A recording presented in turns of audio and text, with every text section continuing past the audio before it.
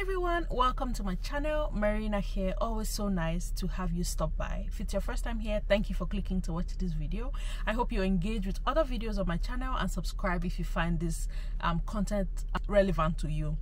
To the returning subscribers, always so nice to have you come back over and over. I feel like I need to add car rants or car bants as a regular feature on this channel, because believe it or not guys, I enjoy these car rants a little more more than I should maybe, but yeah, I really enjoy them, and I thought it would be a great way to stop by, come to you guys and share my thoughts in what I'm going to talk about today. So I was on Instagram this past week minding my business on Mark Zuckerberg's internet. I stumbled across a video on a Nigerian blog site, blog page on Instagram, where it was like a clip of that had been pulled off a podcast of an international football sensation. Is a Nigerian international football sensation, John Mikel Obi, and he was sharing his opinion on Africans in the diaspora and the issue of black tax. For those of you who don't know what black tax is basically money that is refunded by Africans in the diaspora back to their home countries for whatever reason. It could be for taking care of like aging parents, it could be of taking care of family needs from their siblings, their friends, their family, or just plain old random people, because that's a thing too. And Mikel Obi was talking about how if you're an African living abroad, when you earn your income, the income doesn't 100% belong to you. There are other people who are waiting. There are other people who are going to be sending you requests on like a regular basis, asking for some form of financial support or the other. And the views, the comment section seem a bit divided. Some people believe that it's a normal thing. He's not supposed to be complaining about it because he has a lot of money, he can afford it, so it should not be an issue. And then there was the school of thought that felt this guy is probably talking from experience, from the fact that he has been burned by the idea of black tax. Like people just assuming that because this person is high up there, because this person is rich, so I have a right to demand a piece of the pie. Mikel Obi seemed a bit pained from the opinion he was sharing. I really wish I could download that video. If I can, I'll add that to the screen, but if not, sorry. He seemed a bit pained, so I could tell that okay, maybe this person has had bad experiences and that's why they are talking about it from this angle. And today I just thought I would share my thoughts, my opinion on the whole idea of black tax, and just something for all the parties involved to pay attention to.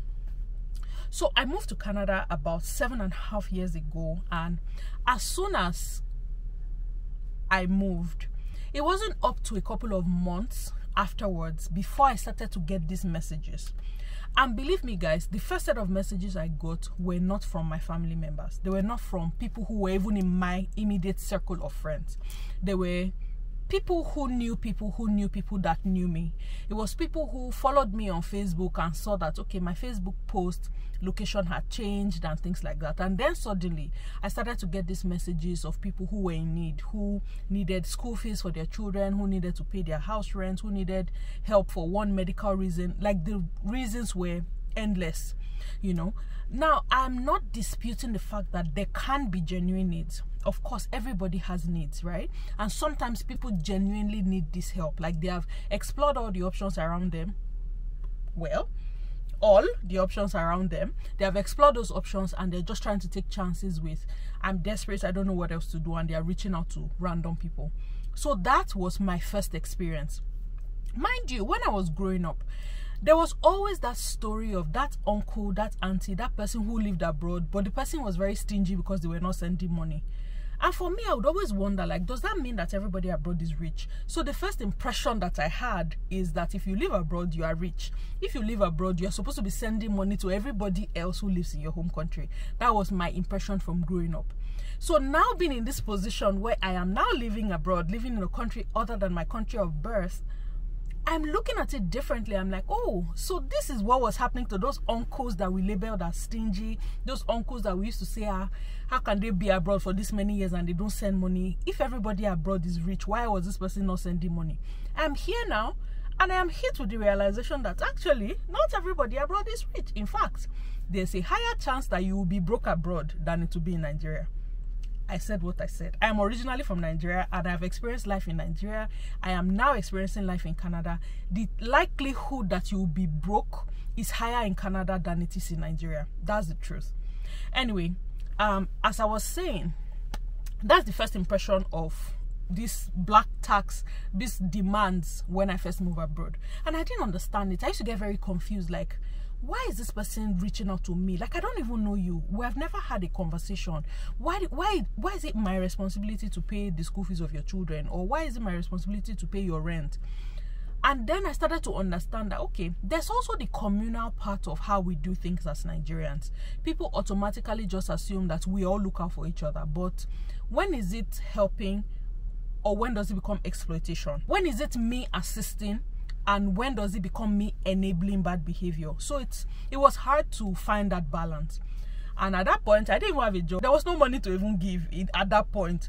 You know, I didn't have a job. I had to go back to school. So for like the first 1 year to 1 year, 6 months, I did not have a source of income. So I did not even have anything to remit, you know. And my family understood that. My friends understood that. It was the strangers on the internet that gave me the most heat for not sending money. Now, the reason why I'm sharing all of this is I just want you guys to understand that this thing with black tax, all the parties involved have roles to play. I'm from Nigeria, and there was a report that I read about, I think it was last year or 2 years ago, that remittances from Nigerians in the diaspora was like the second biggest source of revenue for the whole country. So we understand, as a Nigerian in the diaspora, I understand my responsibility to my family back home. For some people who came here as international students, maybe your parents collected loans. It took 2 uncles or aunties coming together to raise your tuition, to support you so that you will be able to support the family in turn. For some people, that's their story. For some other people, you did it yourself. You came here as permanent residents. You raised your own proof of funds. You don't owe any money back home. That's a different situation as well. But knowing that when you come here, especially if you come from a family where there's their financial needs, where there is dependence on external help before your family can find their feet, you know that that responsibility is there. So I will talk about this from the angle of the people who are here and the people who are back home. For the people who are here, what I have done in the past, and that's what I want to share with you, is that first of all, you need to understand where you're coming from, understand your family makeup. You know what the unique circumstances of your family is. If you are in that position where you're in a position of responsibility, where there's dependence on you for your family to get by, my heart goes out to you. It's a difficult position to be in, but you have to manage the expectation on yourself appropriately. Be realistic with what you can afford. Be realistic with what you can afford to send back on a monthly basis. You have to be able to set boundaries. And by boundaries, I don't mean not respond to people. I'm saying be plain with yourself. Put your reality on the table. How much do you make? What are your expenses here? By the time you take care of those expenses, take care of your family or whatever your needs here are, what is left? What can you afford to support your family with on a monthly basis? Maybe it is important for you to have that conversation with them to say, this is what I can afford. This is what I'm going to be able to support the family with on a monthly basis. It's very different if there is an emergency. I understand that there can be emergencies, and then that's where your own emergency fund comes in. So if you're here and you don't have an emergency fund, it is absolutely important that you start one. No matter how small it is, build up an emergency fund, because you don't know when those emergencies will come. So be realistic with yourself. Don't paint unrealistic pictures. For those of us who are here, don't paint unrealistic pictures. If you buy things on credit and you're paying on a monthly basis, be upfront, especially with your family and your close friends. You don't owe total strangers on the internet any explanation. That's not what I'm referring to. I'm talking about your family and the people who you have some sort of obligation towards. Be realistic. Don't paint false pictures. Don't give them the impression that you're balling, like the money is plenty. If not, the demands will be plenty. Except the money is plenty and you can afford everybody's request, then by all means go ahead. But if you're still trying to find your feet and you have to be conscious of how you're spending, then you want to manage that expectation for everybody involved. The second thing that you need to know is that you should have a set budget. Like I said, setting boundaries. What I have now come to do when I started to earn income, what I started to do was exactly what I just said. Like put all my put my income, put my expenses, what is left, when everything that needs to go into savings, that needs to go into investment for myself, for the children, when all of that is done, what is left, what can we spare? And I tried not to go beyond that budget on a monthly basis, except there was an emergency. And for me, I'm the one who determines what constitutes an emergency for me. That your house rent is due in 2 days does not automatically become an emergency for me. I determine what my emergencies are, you know, and my emergency is strictly my immediate family only. Like, I cannot take on everybody else's emergency. Unfortunately, I'm not that rich. Anyway, that's what I have done. That's what has been working for me over the years. Set that budget and not go beyond it. Charity is within your control. You're the one who determines what you spend, okay? For the people who are back home, who have family or friends in the diaspora, and you have these expectations that they would meet your need, when you call them, they are obligated to answer. First of all, please manage your expectations. Especially this year, 2023, guys. 2023 showed all of us. 2023 is showing all of us shege. We all saw it this year. Like, the economy was messed up. Things were super expensive. People had harder times finding jobs in 2023. So if you reach out to somebody, especially in Canada, and they tell you, I don't have money, please be gracious with them. Please be gracious. I see all those comments online where people say, or when people are talking about how hard things are in Canada, and people from other countries, in my case, it was Nigerians that replied and said, I don't understand what you guys are talking about. No matter how hard it is there, it cannot be as hard as it is in Nigeria. Look, you're not comparing apples to apples when you do that. The fact that we have different stressors does not invalidate my experience because your own is harder. We're not comparing suffering. That's not what's happening here. In this case, the person is saying, I don't have a job, I'm having a hard time keeping up with my bills, my utilities, things are hard. It means things are hard. If you have a different experience in Nigeria and things are hard for you as well, the underlying issue here is that the things are hard for both of you. It does not mean that we will now compare who things are harder for, so that means the other person's experience is not valid. Don't do that. In Nigeria, you can get away with not paying rent. You can get away with not paying your utilities. There are things that people do and they boycott paying their utilities on a monthly basis. If you're broke, you can go and ask a friend, like, please, can I just have this money here, this money there? And people will give you. You can go and visit people, and as you are leaving them, they are giving you free money. It does not happen like that in Canada. So in a way, you have some kind of leverage that those of us living here don't have. I cannot not pay my rent on a monthly basis.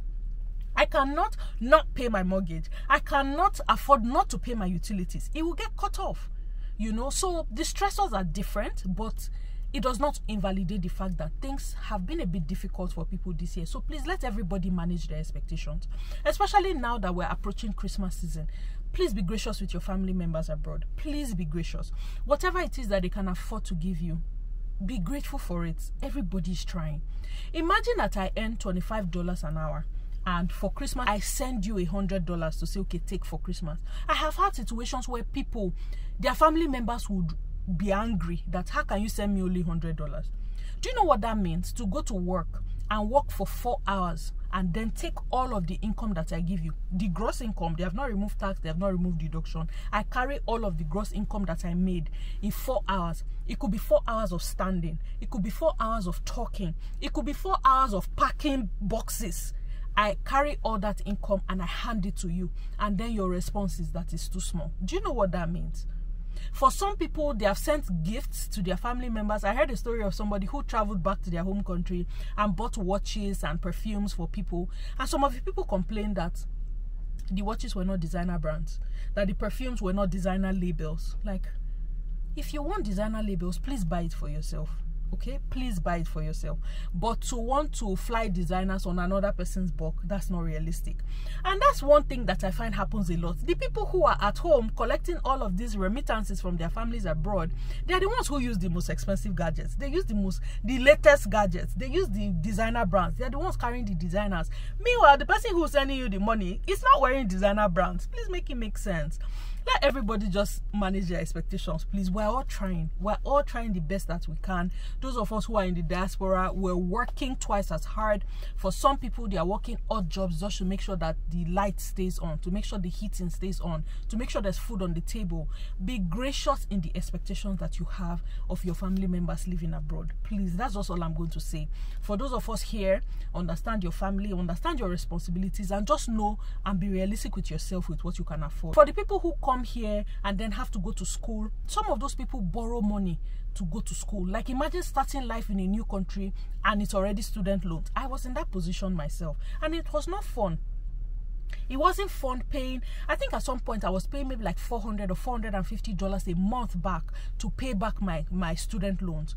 How much is the salary? That $450 already is going into student loans. So what is left really for people to now be spending and then send back home as black tax? So please, let's just all be gracious. Like, I've tried not to talk about this because it's a bit of a sensitive topic where people are going to feel like, okay, who do you think you are? Is it because you are sending people money? But look, at the end of the day, we have to be realistic and tell ourselves the truth. 2023 has been a bit harsh on everybody all over the world, so let's all just manage the expectations. This Christmas, if you have to tone things down, do what you can afford. Just do what you can afford. It's like this December is not going to be dirty, but either ways we'll be fine. You know, let's all just be realistic. Let's all just be gracious in our expectations of one another, because as much as we love to support our families and our friends back home, it's just not realistic. For me, I'm in a particularly difficult position because with me being on social media and me being a social media person, it means that more people than I know have access to me. On Facebook, I get those messages, countless messages. In fact, there was one time I had issues with Facebook Messenger, so I uninstalled it and I was not seeing messages. When I eventually fixed the issue with Facebook, you guys, I logged into Facebook Messenger and the messages were a lot. The messages with the request, like I said, I understand that people have genuine needs, but I do not have the capacity to solve everybody's problem. I do not have the financial capacity. My prayer every day is that God should bless me with the money that people think I have, because when I see some of those requests and some of the amounts, some of those people are very, yeah, I like the audacity. They are very specific about the amount that they expect me to provide. Some people, is their proof of funds they are asking from me, and I'm wondering, like, what exactly is happening? Like, from where to where? I don't even know you. You know, so it's a lot. It is a lot on some of us. I would just beg everybody to please be realistic in your expectations. Be realistic. Like, I have my own commitments, I have my own obligations that I am trying my best to keep up with. I don't have the capacity to take on every other person's problem. So please, guys, let's just be gracious. I understand the place of family, but there's also the place of balance. There's also the place of boundaries, because at the end of the day, if you fall down and die, those people are going to migrate to the next person who's going to be able to fund their lifestyle, and you don't want that. Don't do anything at the expense of your immediate family, which is where you are. So what's your experience? Like, how are you guys dealing with this issue of people just sending requests and demanding things from you, whether you know them or not? For those of you who have obligations and family members that you're taking care of in your home country, how are you doing it? Like, how are you guys really doing this? I would like to learn from your experience as always. And yeah, I just thought I could come share this with you guys, because that comment section had me triggered, it had me laughing, it had me really angry, and it just had me feeling like you have no idea. Like, you do not know the half of what people deal with when they have to work and they remit all of these monies back home. So I just thought I could come share that rant with you guys today and hear your thoughts. What are your thoughts? What do you guys think about this? How are you guys managing it?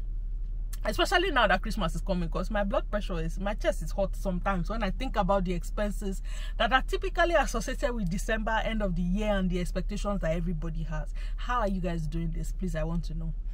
Anyway, thank you very much for watching this video, guys. I'm going to drive away now and get on with the rest of my day, and I will be in the comment section to hear your thoughts and exchange ideas as well. If you have not subscribed to my channel, guys, this is a great time. Please do well to hit the subscribe button so that we can get this going. And until I come your way in the next video, it's your girl, as always, Marina, saying thank you and have an awesome day. Bye, guys.